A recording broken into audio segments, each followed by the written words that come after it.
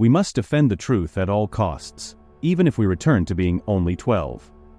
Saint John Paul II. In the 17th century, amidst the colonization of Latin America, a young Peruvian woman chose a path that would forever change the history of Catholicism in the Americas. Saint Rose of Lima, the first canonized saint from this continent, became an icon of devotion, sacrifice, and unconditional love for God. In this video, we will delve into the life of this extraordinary woman, whose faith not only inspired generations, but also brought forth miracles and a sanctity that shines to this day. How did a young woman from Lima achieve sainthood and transform her nation? Stay with us to discover this incredible journey. Chapter 1. Humble Origins and Unwavering Faith. Saint Rose of Lima was born in 1586 in the city of Lima, present-day Peru, amidst the religious fervor that engulfed Latin America during the colonial era. Her parents, Gaspar Flores and Maria de Oliva, were a middle-class family who baptized her with the name Isabel Flores de Oliva. However, from a young age she was known as Rose due to her beauty, which her relatives and friends associated with the purity of a flower. Nevertheless, Rose did not place importance on physical appearance. Early on, something much greater stirred in her heart, a deep desire to serve God with all her strength. Even in childhood, Rose showed signs of an unusual spirituality for a child her age. She often spent long hours in prayer and sought to distance herself from typical youthful games and behaviors. In her simplicity, Rose already recognized that true beauty lay in the soul and virtue, not in adornments or earthly vanities. Her discipline and devotion caught everyone's attention, especially because Lima, as a colonial city, existed in a social and cultural context where women were often encouraged to follow a more conventional path focused on marriage and family. Around the age of 5, Rose made a decision that would forever change her life, to consecrate herself entirely to Jesus Christ. Upon making this choice, she began to develop a life of penance and sacrifice. To strengthen her soul and demonstrate her devotion, Rose spent much of the day in silent prayers, reflecting on the teachings of Jesus. Gradually, she adopted rigorous fasting practices, a decision that surprised her family. They in turn tried to dissuade her, fearing for Rose's health and well-being. Even facing her family's initial resistance, Rose maintained her firmness of purpose. The young girl had already understood that the path to sainthood required renunciation and self-denial. Gradually, her parents accepted that Rose had a very special calling. The depth of her faith did not go unnoticed, and soon, neighbors and family friends began to recognize in her an uncommon spiritual light. Her practices of penance and charity intensified over the years, transforming her into an example of faith. Rose lived in a time when the Catholic Church played a fundamental role in society, especially in colonial Peru, which was part of the Spanish Empire. In this context, many religious and civil leaders saw in Rose a young woman who stood out for her religious zeal. But Rose did not seek recognition. Her only intention was to remain faithful to the calling she believed she had received directly from God, always putting Him first in her life. This devotion would become the foundation of everything Rose would accomplish in the following years. Her deep spirituality was also linked to a desire to serve the poor and sick, demonstrating how much she had understood the central message of the gospel: to love your neighbor as yourself. Even with an intense life of prayer, Rose found time to care for those neglected by society.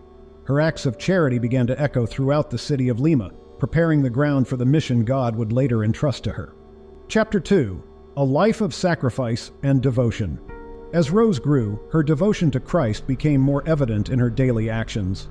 Upon entering adolescence, she decided to intensify her penitential practices. She believed that to be closer to Jesus, she should share in His sufferings.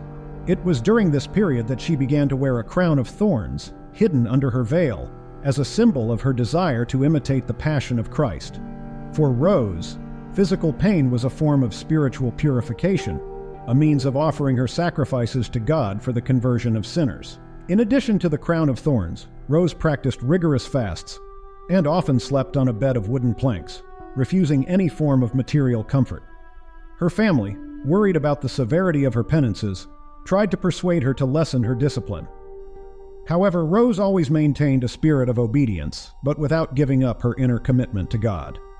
She firmly believed that true freedom came from renouncing worldly vanities and temptations. Through this practice, Rose was shaping her spirituality in a radical way but deeply rooted in the love of Christ.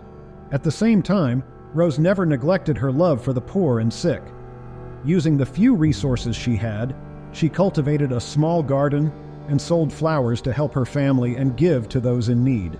In her heart, she lived the gospel in a practical way, offering everything she had to others. Rose also dedicated part of her time to caring for the sick, especially those avoided due to contagious diseases. Her commitment to charity caused her fame to spread throughout Lima, and many began to see her as an extraordinary young woman. Rose knew that her mission was not limited to prayers and sacrifices within her home. For her, it was essential that her relationship with God translated into concrete actions to alleviate the suffering around her. Thus, she began to transform part of her parents' house into a space to assist those in need. There, she cared for the poor, often without resources, but always with a word of comfort and a heart full of love. Her life of sacrifice was, in fact, a path to true spiritual joy, a happiness she found in serving Christ and others. While Rose lived this intense spirituality, many in Lima's society questioned her radical lifestyle. But Rose never let herself be shaken by criticism or misunderstandings. For her, the judgment of others was insignificant compared to her desire to please God. Even with social pressure to marry and lead a more conventional life, Rose held firm in her decision to consecrate herself exclusively to Christ. She always affirmed that her spouse was Jesus himself, a union that could never be broken by external influences. Rose's devotion was also marked by mystical experiences. On several occasions, witnesses reported that the young woman had visions of Jesus and the Virgin Mary, who comforted and strengthened her in her moments of greatest pain. These profound spiritual experiences further reinforced her determination to live a life entirely devoted to God. Over time, her fame for holiness spread beyond the borders of Peru, and many people began to seek her spiritual guidance and prayers. Even so, Rose remained humble, knowing that all her efforts were for the glory of God and the good of others. Chapter 3. The Call to Sainthood. At 20 years old, Rose of Lima made a solemn vow of perpetual chastity, reaffirming her desire to live exclusively for Christ. This vow marked the beginning of an even more intense phase of her spiritual life. Although she did not enter a convent, Rose decided to live as a tertiary of the Dominican order, a state of life that allowed her to remain at home while following the principles of prayer and service characteristic of the order. Associating with the Dominicans was, for her, a way to imitate the great saints of the order, like Saint Dominic and Saint Catherine of Siena, whose mystical lives Rose deeply admired. With the support of her family, Rose built a small cell in her parents' backyard. There, amidst solitude and silence, she spent long hours in prayer and contemplation. This cell was her spiritual refuge, where she sought to be closer to God and away from the distractions of the world. Although she had renounced the convent, her life was no less austere than that of an enclosed nun. Rose believed that her vocation was to serve God in a hidden and simple way, away from society's eyes, but with a total surrender of body and soul. Her intense prayer and life of sacrifice increasingly attracted the community's attention. Rose, however, did not seek recognition. She lived with humility, convinced that the fruits of her life of penance would only be known in the kingdom of heaven. In her cell, she dedicated herself to meditating on the scriptures and the mysteries of the Passion of Christ. She had a profound love for the Eucharist, spending many hours in adoration and interceding for the entire world. For her, each moment in prayer was an opportunity to offer her pains and sacrifices for the conversion of sinners and the salvation of souls. It was in this environment of deep prayer that Rose began to have mystical experiences. She frequently described visions of Christ, the Virgin Mary, and other saints who visited and comforted her in her moments of greatest pain. These visions reinforced her belief that God had chosen her for a special mission, even if unknown to the world. Rose did not boast of these experiences. On the contrary, she considered them a gift from God to strengthen her faith and guide her on the path of holiness. Rose also faced moments of great spiritual desolation. Despite the visions and consolations, she went through periods of dryness and temptation, times when she felt that God was distant. However, instead of becoming discouraged, these trials led her to an even greater surrender. Rose believed that God allowed these challenges to purify her soul and make her worthy to be in His presence. It was precisely in these moments of silence and suffering that she found an inner strength propelling her to continue her spiritual journey with even more fervor. Over the years, Rose gained an ever-growing reputation among the people of Lima. Many came to her seeking advice and prayers. Despite the increasing attention, Rose maintained her simplicity and humility. She always pointed to Christ, reminding everyone that only God was worthy of worship. Her words offered comfort and encouragement, especially to those facing spiritual challenges or serious illnesses. Rose saw her life as an offering of love to God and neighbor, a continuous sacrifice for the go. The miracles and the legacy. After Rose's death, the fame of her sanctity began to spread rapidly, not only in Lima but throughout Latin America. Many reported miracles obtained through her intercession, both during her life and after her death.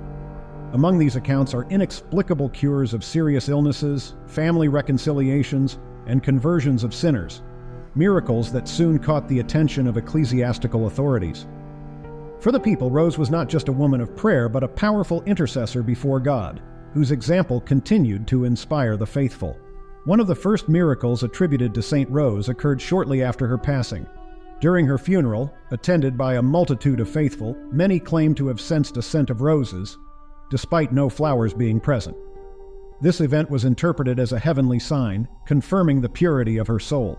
Additionally, several people reported being cured of incurable diseases upon touching her relics, or simply invoking her name in prayer. These events further strengthened her reputation for sanctity. Rose of Lima was undoubtedly a woman of great faith and virtue, but her legacy extends beyond her ascetic and mystical practices. She was a true pioneer of spirituality in Latin America, being the first person born on the continent to be canonized. Her life of sacrifice, prayer, and love for others paved the way for devotion to other saints in the region, such as Saint Martin de Porres and Saint Torribius of Mogrovejo, who also played significant roles in the evangelization of South America. Another fundamental aspect of Saint Rose's legacy is her influence on the Catholic Church worldwide. In 1671, Rose was canonized by Pope Clement X, officially becoming the first saint of the Americas. Her canonization marked a historic moment for the Church, demonstrating that sanctity was not exclusive to Europe, but flourished in all parts of the world.